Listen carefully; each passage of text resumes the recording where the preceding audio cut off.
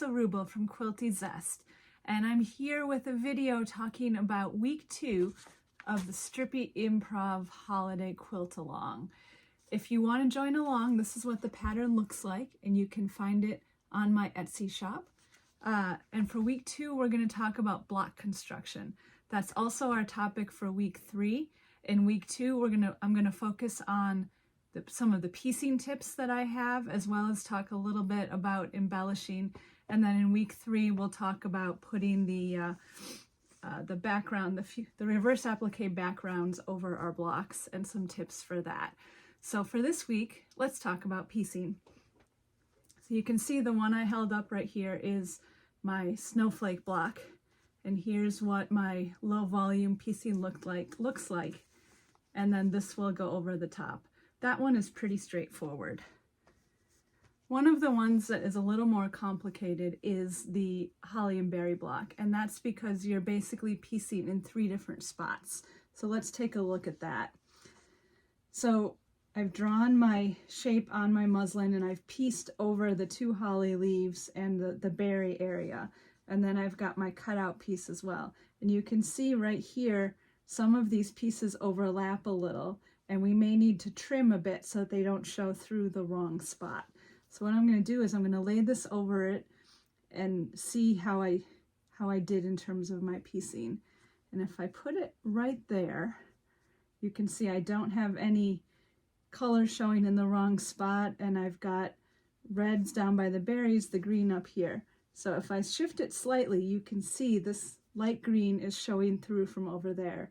So my options would be to either trim that back a tiny bit or to just slide my background over so that I make sure that I have the correct fabric showing in all of the places. So that's just something you want to keep in mind if you're working on the holly and the berry block. So another tip for you goes with our ornament block. And when you've got a block like this that has that extra little bit at the top, what you can do is just make sure you have everything pieced correctly. Is after you have all of your strips done for this, and I've got it set up so I've got kind of light blue top and bottom, so it looks like one of those ornaments that has a little bit of a center band to it.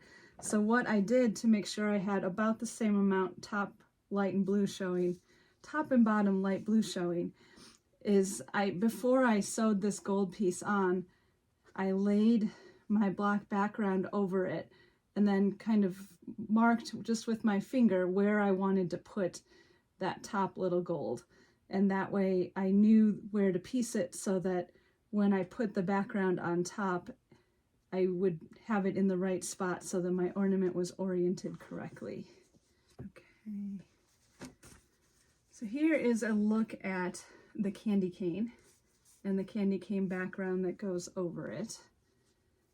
And this is another one where placement really matters, because where the candy cane curves, your piecing tends to double back on itself. So you want to check that out before you fuse it in place to make sure that you don't have anything showing through either the background or the piecing from the other side of the candy cane. So that's how I will position that one in place. Here is the traditional tree. You can see I've got my green piecing, and I just used a short piece at the bottom because I knew it only had to go for the stem part. So rather than going all the way across, I used a short piece. And then this will go on top. Now, one thing to think about with the tree before you adhere your background in place is if you might want to do any trimming of the tree, any stitching embellishments. If you do, you want to do that on your pieced section before you put the background on.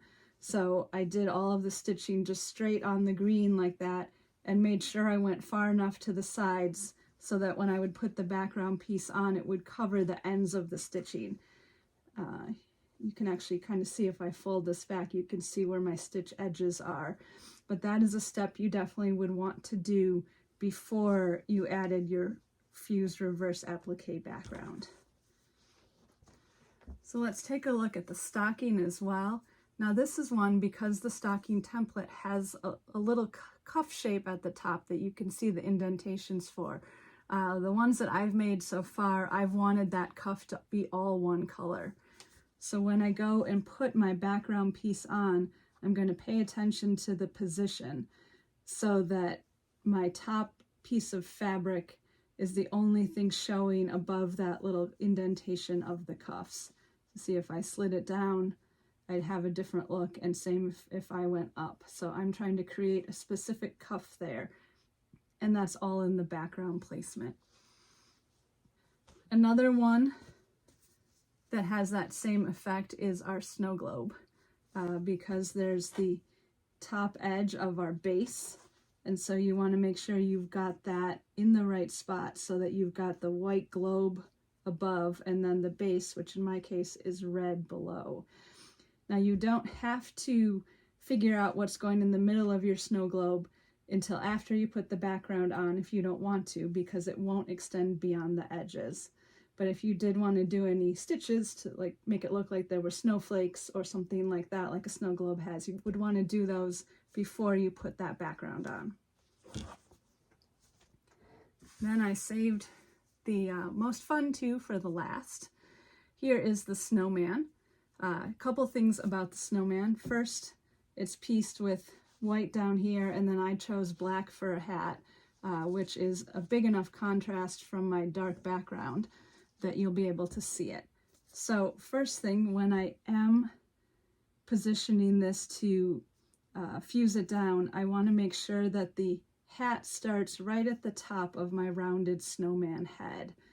And if I do that, then I will be able to have a separation from the hat and the head. Now, the other thing to think about before you fuse the snowman in place is if you want to do a scarf. So I cut two little 1" by 6" strips of fabric and folded them in half and just stitched down the edge, just real basic. You could do something a little fancier if you wanted.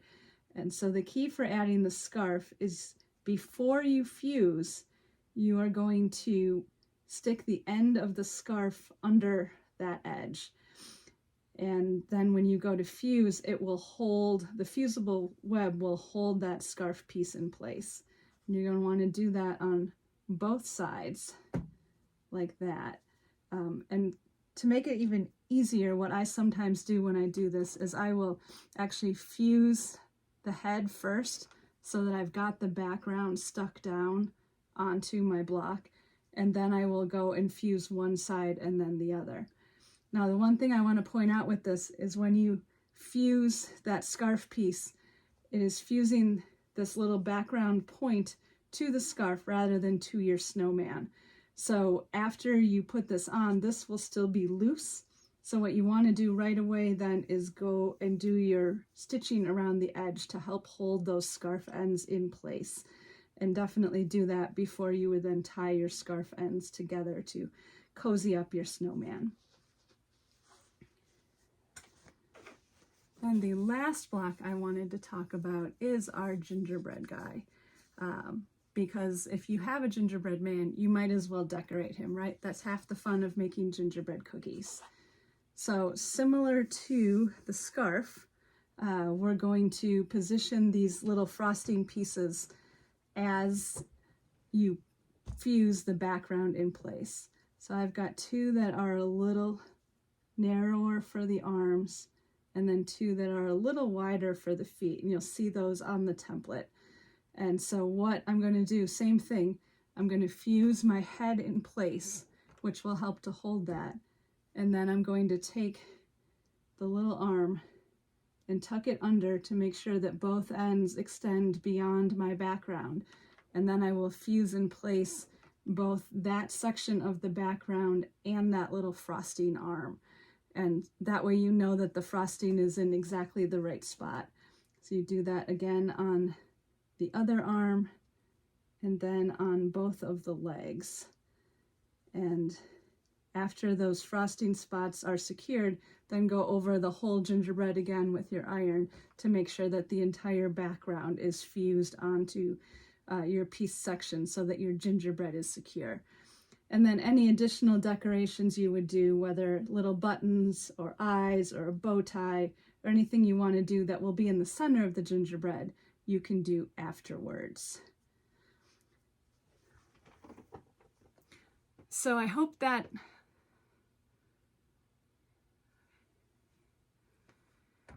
hopefully taking a look at all of those blocks and, oops, and let's just hold still.